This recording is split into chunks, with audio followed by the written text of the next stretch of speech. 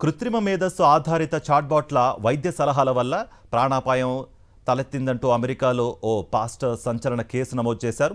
ప్రాణాంతకమైన ఊపిరితిత్తుల రక్తనాళాల వ్యాధితో బాధపడుతున్న సమయంలో ఓపెన్ ఏఐ రూపొందించిన చాట్‌జీపీటీ తప్పుడు సలహాలు ఇచ్చిందని, ఆసుపత్రికి వెళ్లకుండా నిరోధించిందని ఆయన న్యాయస్థానాన్ని ఆశ్రయించారు. వైద్యుల వద్దకు వెళ్లాల్సిన అవసరం లేదని, ఇంట్లోనే విశ్రాంతి తీసుకోవాలని యంత్రం చెప్పిన మాటలు నమ్మి తీవ్ర అనారోగ్యానికి గురైనట్లు బాధితుడు పిటిషన్లో పేర్కొన్నారు. ఈ సంచలన కేసు వివరాలు ఇప్పుడు చూద్దాం.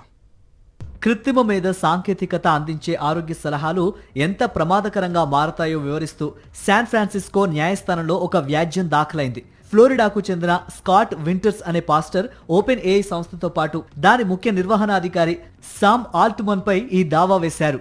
శరీరంలో ప్రాణాంతకమైన మార్పులు జరుగుతున్న సమయంలో ఇది సాధారణ అంశమేనంటూ యంత్రం తప్పుడు సమాచారం ఇచ్చిందన్నది ఆయన ఆరోపణ. ఆసుపత్రికి వెళ్లాలని కుటుంబ సభ్యులు, మిత్రులు చెప్పిన మాటలను పక్కన పెట్టి తమ యంత్ర సలహాలని నమ్మాలని ప్రోత్సహించిందని చెప్పారు.